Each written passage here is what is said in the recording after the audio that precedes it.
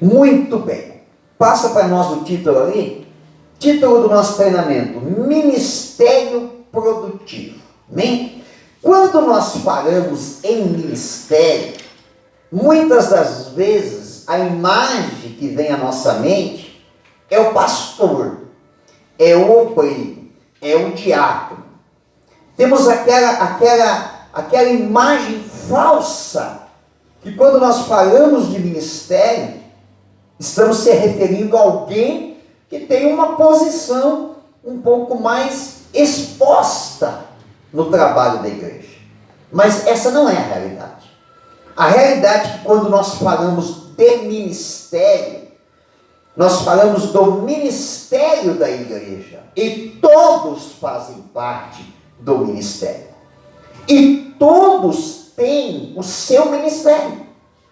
Pode ser que o ministério de alguns seja mais destacado. Relevante não, porque todos têm relevância com o seu ministério. Todos os ministérios são importantes. Todo mundo tem um papel importante no corpo de Cristo, irmãos. Todo mundo tem um papel importante no corpo de Cristo. Amém? Então, a gente nunca pode menosprezar ninguém na igreja. Ninguém. A gente não pode menosprezar ninguém. Nem aquele irmãozinho que às vezes dá tanto trabalho na igreja. Nós não podemos desprezar. Por quê? Vamos fazer uma análise. Se não existisse doente, existiria médico, existiria enfermeiro? Se da noite para o dia acabasse os doentes, não ia ter um monte de gente desempregada? Não ia ter um monte de gente que se formou em medicina sem utilidade nenhuma? Então, por causa do doente, é que a medicina se desenvolve. Então, existem alguns ministérios dentro da igreja que eles existem, que eles são importantes. Por quê? Porque tem alguém aí que precisa de um ministério para cuidar dele. Então, ninguém pode ser desprezado dentro da igreja. Ninguém, nenhuma pessoa. Já imaginou se da noite para o dia não existisse mais criança para ser cuidada? Quantas professoras infantis, professoras de creche, estariam desempregadas? Não haveria mais importância à profissão delas? Então, existem as crianças, tem que ter gente que se profissionaliza, que tem um talento, que tem um dom para cuidar de criança. Da mesma forma, na igreja, tem pessoas que na igreja são verdadeiras crianças de comportamento. É aí que a gente desenvolve um ministério de cuidar dessas pessoas. E a célula é um campo de estágio perfeito para esse tipo de coisa.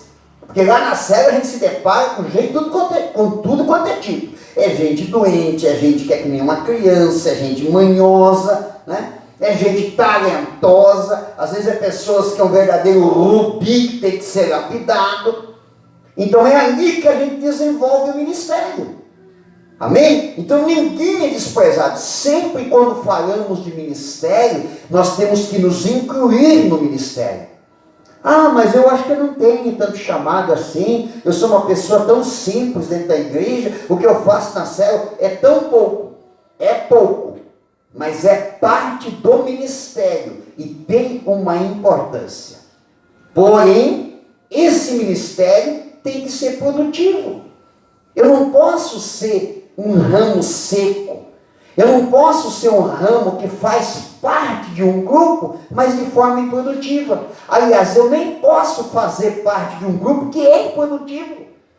Eu tenho que ser produtivo no reino de Deus. Então, o meu ministério tem que ser produtivo. Por isso, quando nós falamos que a igreja ela tem que ser produtiva, a gente tem que se incluir junto. Há uma importância para mim que a igreja seja produtiva, que a igreja avance, que a igreja vá bem, que a igreja ganhe alma para Jesus, que a igreja edifique pessoas, que a igreja seja instrumento na mão de Deus para transformar pessoas. Por quê? Porque eu sou parte do ministério. É que nem jogar num time e não se preocupar com a vitória do time. Ninguém entra num jogo de futebol, irmãos, só para jogar e dizer o resultado tanto faz. Todo mundo entra para ganhar. Então, no ministério, nós temos que ter a consciência que o nosso ministério tem que ser um ministério produtivo. Amém, igreja? Muito bem. Passa o próximo. É um texto bíblico. Diz assim, ó. 1 Coríntios capítulo 12, no versículo 4 até o 10, ele diz assim, ó.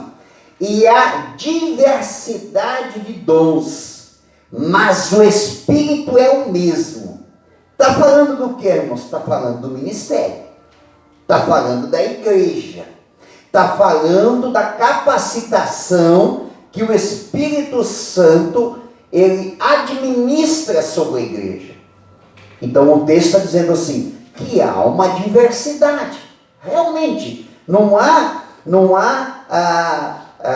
uma igualdade de ministério e de dons dentro da igreja.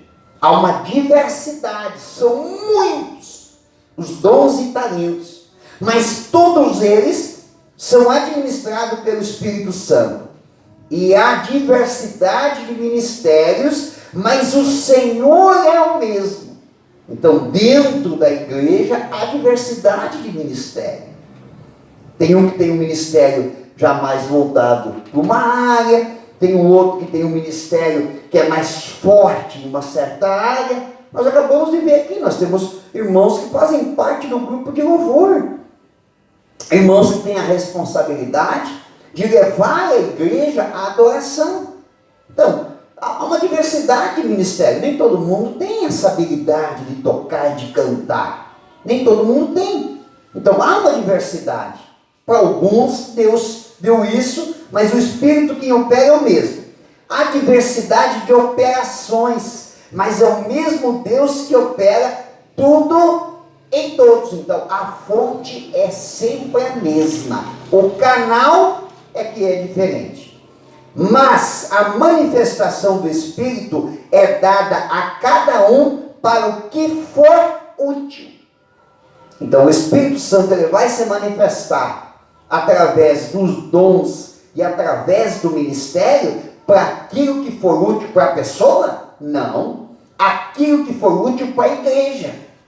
É assim que o Espírito Santo vai se manifestar. É assim que os dons espirituais eles vão se manifestar. É assim que o ministério vai se manifestar. Nunca é para algo próprio da pessoa, mas sim para o bem comum. Agora preste atenção no próximo versículo. Porque a um, pelo Espírito é dada palavra de sabedoria. A outro, pelo mesmo Espírito, palavra da ciência. A outro, pelo mesmo Espírito, a fé.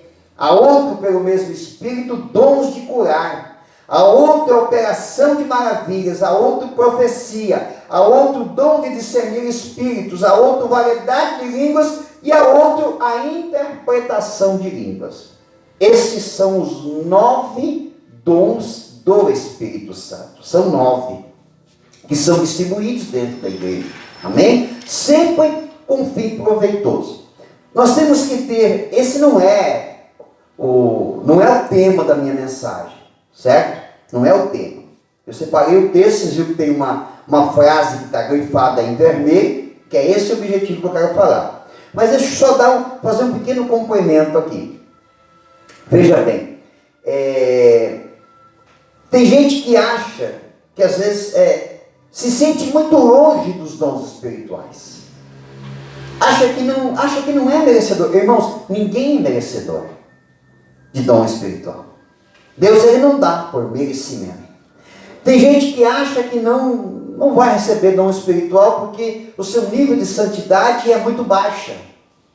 O dom espiritual, se for dado por nível de santidade, ninguém vai receber.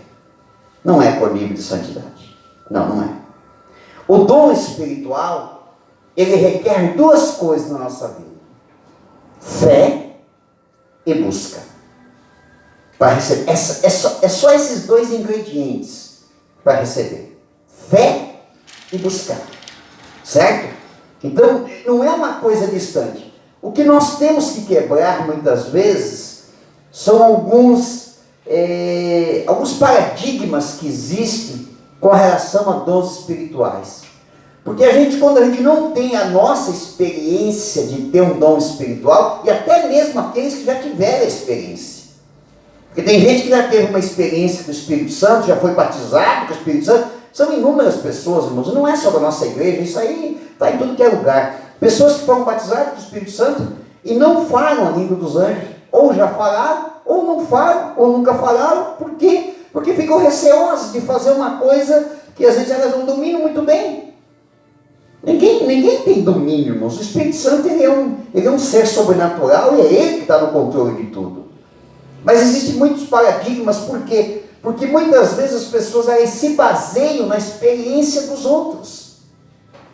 Na experiência dos outros. Porque eu vi um relato de alguém que recebeu um dom espiritual, um batismo do Espírito Santo, ou porque já viu algumas manifestações. Irmãos, cada igreja é uma igreja, cada pessoa é uma pessoa. Cada um tem a sua forma de se comportar diante de Deus, de se posicionar diante de Deus. É lógico que tem gente que nunca vai receber, irmãos. Por quê? Porque não busca. E porque está cheio de dúvida, duvida de tudo. É um tomé da vida que não acredita em nada. É lógico que não vai receber, irmãos. O Espírito Santo não vai agir na vida de alguém que é carregado de incredulidade e que não busca de Deus. Agora, aquele que tem interesse, vai buscar. E não depende de uma sensação, irmãos, depende de fé. Depende de fé. Agora, se não tiver busca, se não tiver entrega, se não tiver fé, não adianta que não vai receber. Mas os dons estão aí disponíveis. E eles não estão disponíveis para um grupo seleto da igreja. Qualquer pessoa pode receber. Ah, claro que vai depender da vontade de Deus. Se Deus, você vai buscar um dom, os dons espirituais. E Deus vai te dar aqueles que Ele quiser te dar. Se Ele quiser te dar dom de variedade de língua, vai dar. Se Ele quiser te dar o dom de interpretação, vai dar. Ou de fé, ou de maravilha, seja o que for, Ele vai te dar. Mas depende de uma. Agora, se não buscar, nunca vai receber. Então o segredo é ter fé e é buscar. Amém? Agora eu quero falar um pouquinho mais especificamente sobre esse dom, palavra de sabedoria. Esse é um dom importante. E não é aquele dom que você ora, vai orar, está orando, que nem o dom de língua. Você está orando, aí de repente você sente uma presença de Deus, uma presença do Espírito Santo, e aí automaticamente quem já tem o dom de línguas, vai falar em línguas estranhas. Para quem não tem, recebe o batismo do Espírito Santo, vai começar a ter desejo no coração. Falar em línguas estranhas, não começa na boca, começa no coração, com desejo. O pessoal vai sentindo aquela coisa forte, aquela coisa emotiva, aquela coisa que mexe com a pessoa. Então é uma questão de buscar e de falar, de não ter dúvida. O dom palavra de sabedoria, ele não tem a mesma reação na pessoa. Ele é um dom que se manifesta de acordo com a necessidade. Mas ele é um dom muito importante para o ministério da igreja. Amém? Vamos lá, passa o próximo. O que é o dom palavra de sabedoria? Você veja que não é, como muita gente acredita erroneamente, ah, pastor, o dom de sabedoria não existe. Não existe. Existe sim a sabedoria, que sabedoria não é inteligência, certo? Inteligência está ligada realmente com a facilidade de raciocínio. A sabedoria não, a sabedoria é o comportamento da pessoa, está relacionado com a forma como ela se comporta diante de algumas situações. É isso que é sabedoria. Tem gente que é extremamente inteligente, mas não é sábio. E tem gente que o seu grau de inteligência é baixo, mas é uma pessoa sábia. Amém? Esse aqui não é nem sabedoria e nem inteligência. É o dom palavra de sabedoria. Então ele é um dom que ele vai se manifestar em algum momento na nossa vida, de acordo com a necessidade. Por quê? Ele é a capacidade sobrenatural para discernir situações e acontecimentos. E normalmente, o dom palavra de sabedoria, ele se manifesta exatamente quando a pessoa ela está diante de uma situação e ela não tem tempo de avaliar o que está acontecendo. Ela precisa dar uma resposta rápida, ela precisa agir de forma rápida, e a sua capacidade humana não é suficiente para reagir diante daquela situação. Então o dom palavra de sabedoria se manifesta, é um agir sobrenatural de Deus, para que a pessoa tenha uma atitude ou uma resposta correta naquele momento. O exemplo mais clássico que nós encontramos na Bíblia, eu deixei destacado ali, que é 1 Reis capítulo 3, que foi aquela situação que aconteceu com o rei Salomão, logo depois que ele assumiu o trono de Israel. Ele ainda era um jovem, um menino ainda, e trouxeram diante do rei, porque todas as causas difíceis de serem julgadas e interpretadas, elas eram trazidas para o rei. O rei, ele era tratado, as pessoas tinham o rei, de uma certa forma, eles reconheciam o rei. Todas as nações daquela região, daquela época, tinham o mesmo conceito, que o rei, tanto é que alguns até chegaram a mandar construir estátuas para si mesmo, né? Caso dos faraós do Egito. Por quê? Porque o povo da época, eles tinham o rei como uma certa divindade. E quando alguém começava a reinar sobre uma nação, um ser divino entrava na vida daquela pessoa. Então, eles tinham como a decisão do rei era um decreto. Então, as causas difíceis eram levadas para o rei. E aí, irmãos, aconteciam verdadeiras atrocidades por conta disso. Ok? O que aconteceu? Duas mulheres, inclusive eram duas prostitutas, elas estavam grávidas. E elas ganharam a criança praticamente na mesma época. E elas moravam na mesma casa e dormiam no mesmo quarto. Durante a noite, uma delas mais descuidada, dormiu, pegou no sono profundo, deitou em cima da criança e acabou matando o próprio filho. Quando acordou e percebeu, de madrugada acordou e percebeu que o filho estava morto, o que ela fez? Ela foi até a cama da sua colega, tirou o filho vivo e deixou o filho morto. Quando amanheceu o dia, aquela outra mulher percebeu que o filho que estava do seu lado morto não era o seu filho. E percebeu que o filho dela estava nos braços da outra mulher. Ali começou uma questão. E essa questão ninguém conseguiu, porque não havia exame de sangue, não havia exame de DNA.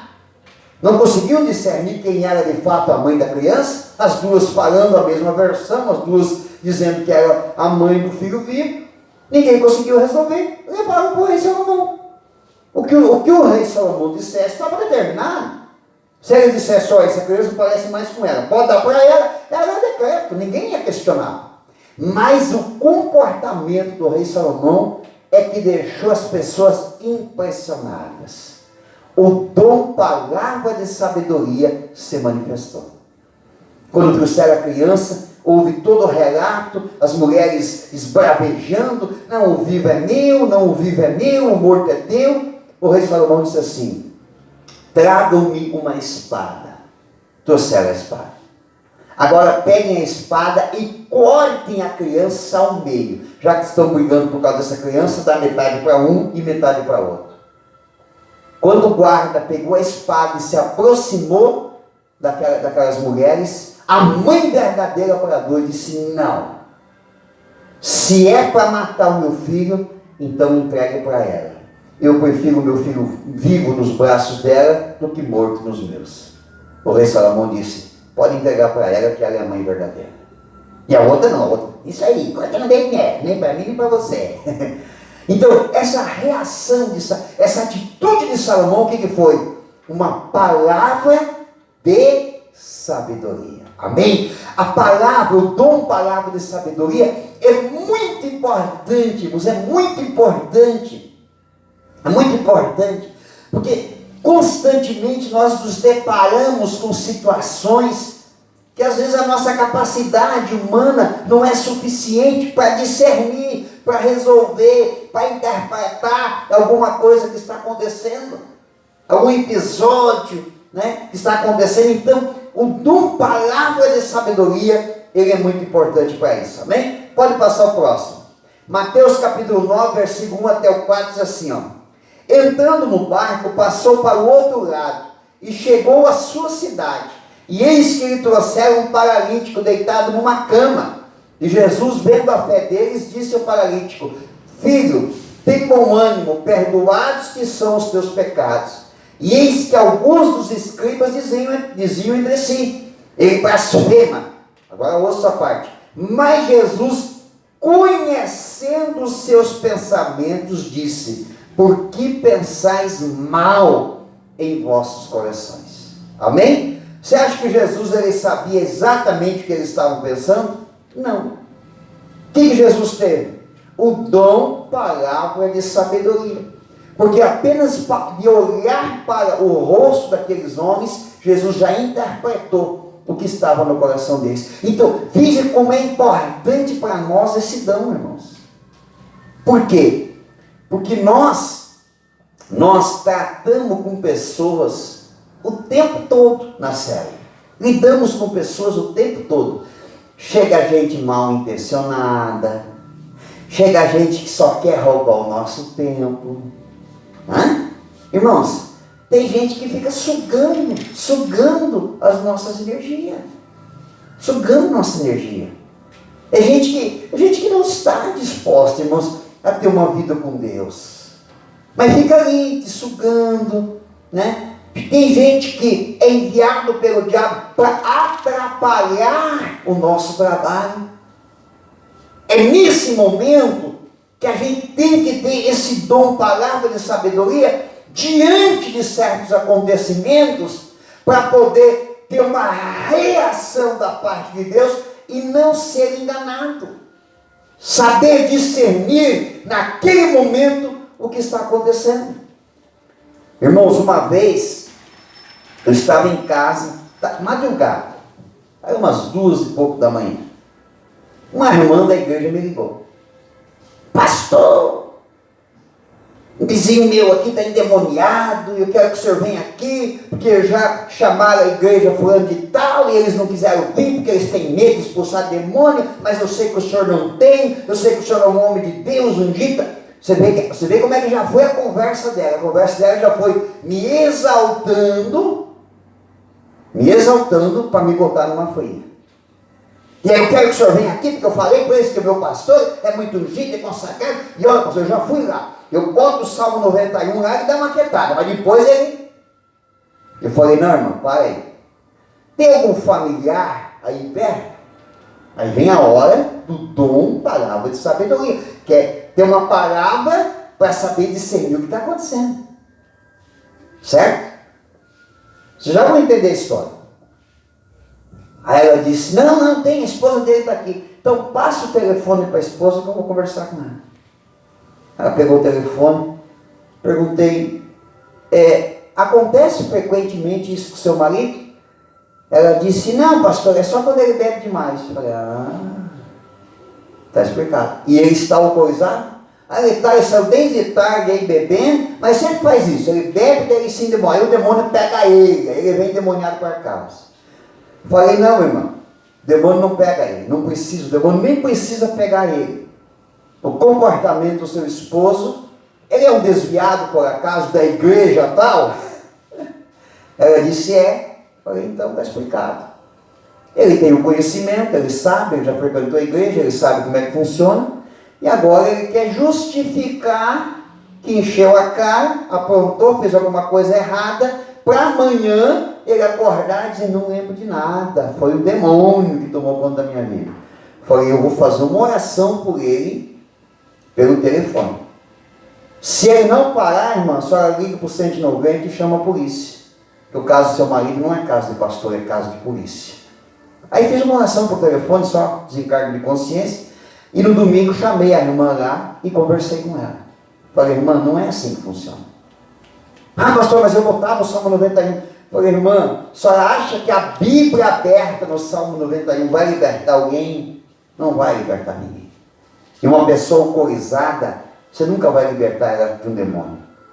Então, se eu tivesse deixado aquelas palavras que estavam enaltecendo, não, porque o senhor é um homem de Deus, porque o meu pastor, se eu tivesse deixado aquelas palavras penetrar no meu coração, e eu não tivesse o dom, palavra de sabedoria, para fazer uma pergunta certa para a esposa do homem, eu teria sido envergonhado, porque eu ia lá tentar expulsar o demônio, e não ia expulsar o demônio, né?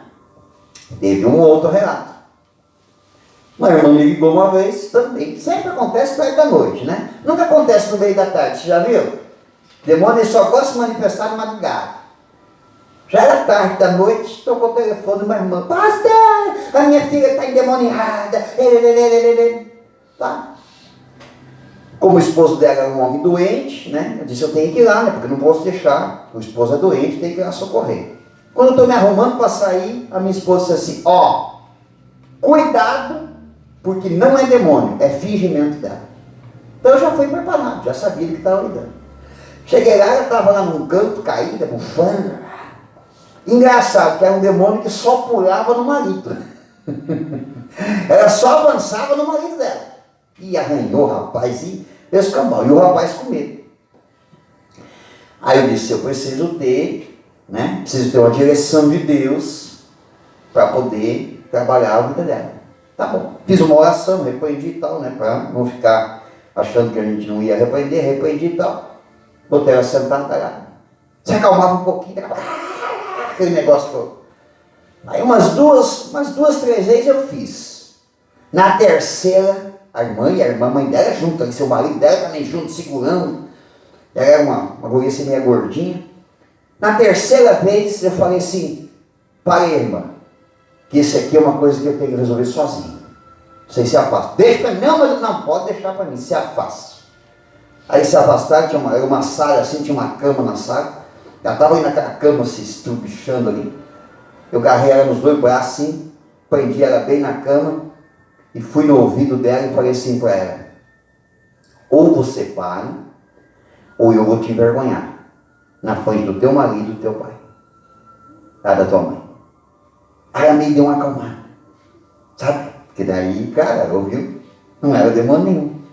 Quando ela deu aquela acalmada, que sossegou, eu falei para a irmã, vem cá, você veio o marido dela, fica aqui perto aqui. Deus já me revelou o que é. Domingo à noite, vocês vão lá na igreja e eu vou fazer uma oração por vocês e eu vou revelar o que Deus está mostrando. Falei para elas, para os três ali, né? Amém, irmã? Amém, amém. Ela se recompôs, arrumou o cabelo, sentou direitinho ali.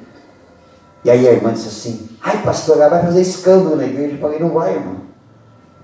Para a irmã não falei, depois cheguei em casa e falei para o pastor, ela não vai na igreja. Aliás, ela nunca mais vai botar o pé na igreja. E nunca mais vai me chamar. E de fato, nunca mais, ela nunca mais se endemoniou. Nunca mais se endemoniou. Por quê, irmãos? Porque não era demônio. Era um fingimento dela. Certo? Então Deus me deu a sabedoria de falar uma frase correta, na hora certa, do jeito certo, para acabar com aquele problema. Por quê, irmãos? Porque é uma pessoa que ia ficar me sugando o resto da vida, irmão. A pessoa que faz um negócio desse, você acha que está afim de ter uma vida com Deus? Você acha que está afim de ter uma vida com Deus? Teve um outro caso na minha igreja também, de uma irmã que vivia endemoniando, e a gente vivia falando com ela, um dia envergonhar ela no meio de todo mundo. Aí começou a se debater, ela endemoniada, eu disse, os diáconos querendo segurar, eu falei, pode largar, não precisa ninguém. Ei, irmã! Querendo dizer que ela é demônio, eu falei, chamei ela pelo nome, para com essa palhaçada, que não é demônio. Escuta o que eu vou dizer para a senhora.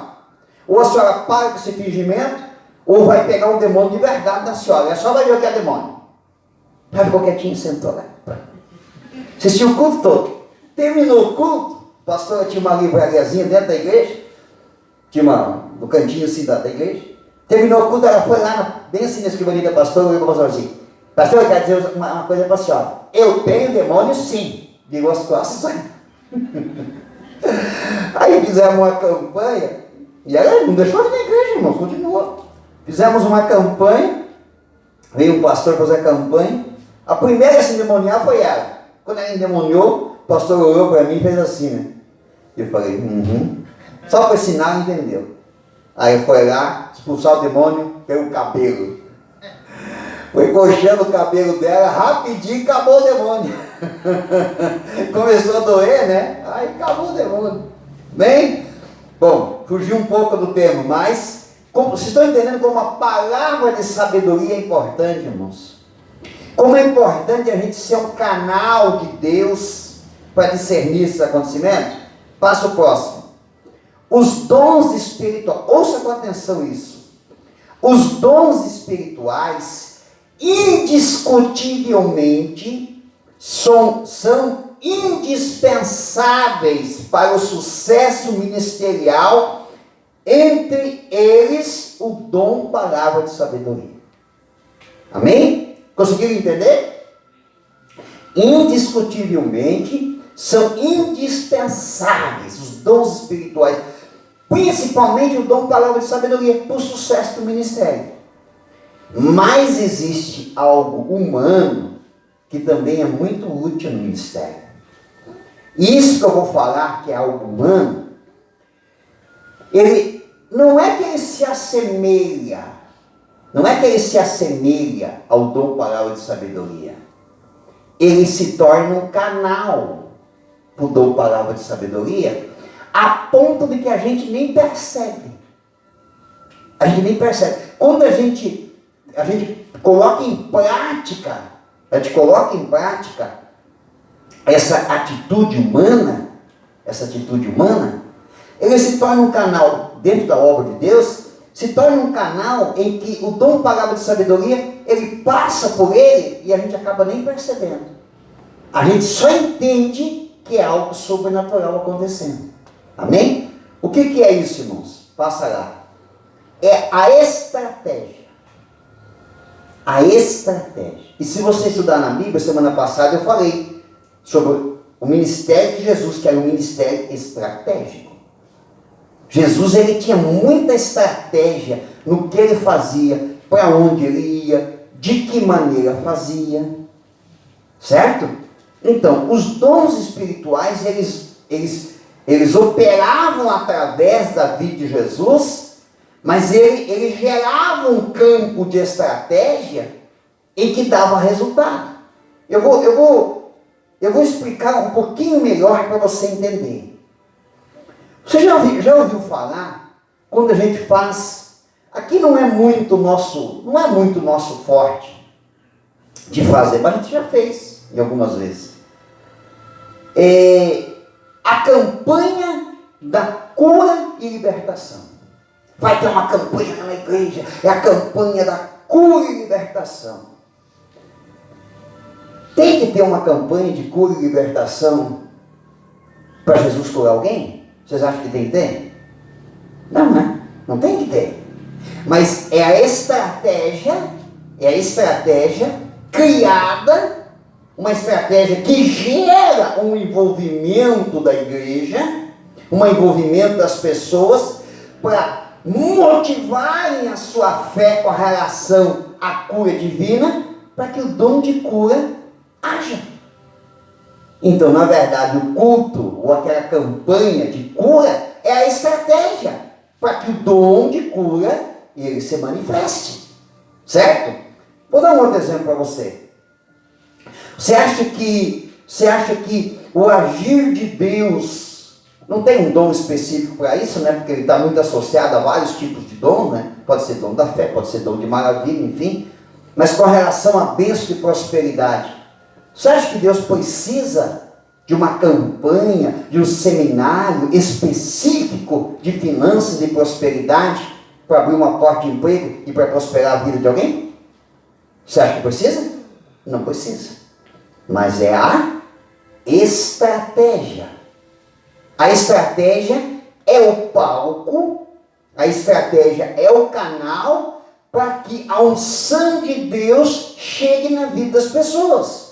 Então, você está vendo como a estratégia, ela é importante e ela é uma porta para que os dons eles venham se manifestar? Então, a estratégia ela é muito importante também para que o dom palavra de sabedoria ele age. Amém? Eu separei um exemplo aqui. Já vou encerrar. Eu separei um exemplo aqui bem interessante, que é o exemplo do apóstolo Paulo, que está narrado lá em Atos capítulo 25. O apóstolo Paulo, ele queria pregar o evangelho, ele queria anunciar, certo? Ele queria anunciar. Aí de repente ele é preso. Aí ele está lá e tal, aí vão julgar ele. Vão julgar e vão soltar. Ele está sabendo disso, que vão julgar e vão soltar ele. Aí olha só, o que ele faz?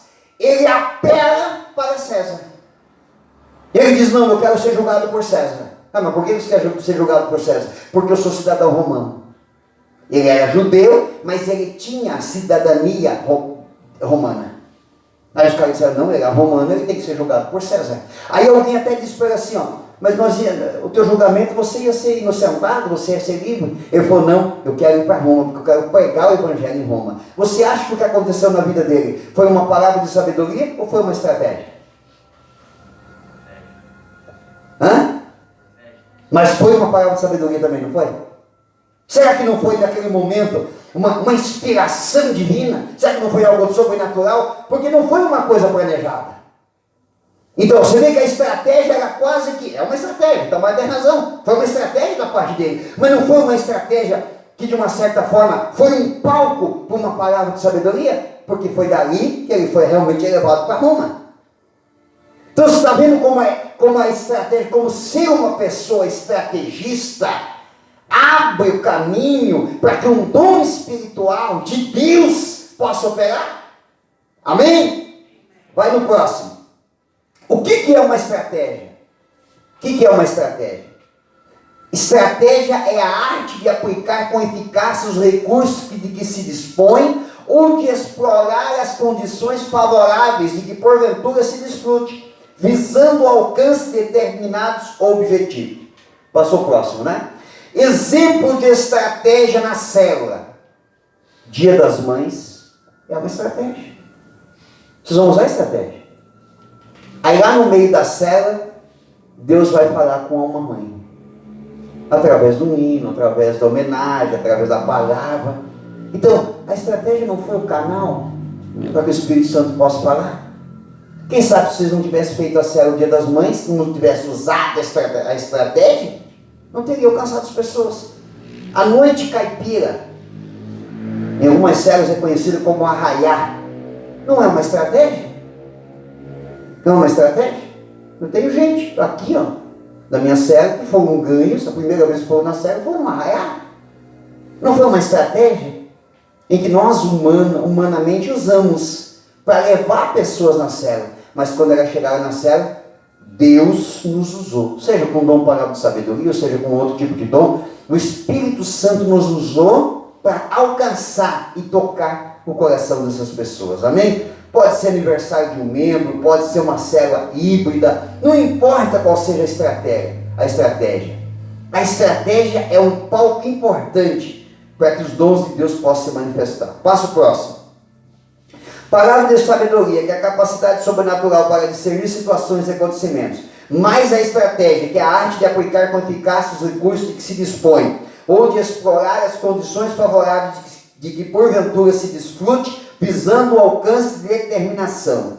A soma dos dois passa ali. Qual é o resultado? É um ministério produtivo. É assim que nós temos que nos comportar.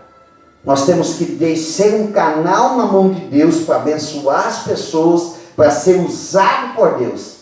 Mas não adianta só ser o canal, se eu não tiver uma estratégia para alcançar essas pessoas, para chegar até essas pessoas. Então, a célula tem que ter a preocupação de ser um canal na mão do Espírito Santo. Mas a célula também tem que criar boas estratégias humanas para poder alcançar essas pessoas. Amém? Eu poderia dar muitos mais exemplos aqui, até exemplos práticos que eu tenho observado em várias células, de estratégias que são criadas dentro da célula com o objetivo de levar as pessoas a conhecer mais Jesus e que no andar, no desenvolvimento dessa estratégia, As pessoas têm sido um canal na mão de Deus, e Deus tem alcançado e tocado o coração dessas pessoas. Amém? Viva sempre dentro do dom espiritual, mas sempre procure uma boa estratégia para que a tua célula seja uma célula abençoada. Amém? Vamos ficar em pé, vamos agradecer a Deus, vamos orar para que Deus abençoe grandemente a tua reunião de núcleo, a tua célula dessa semana, que ela seja realmente uma célula produtiva.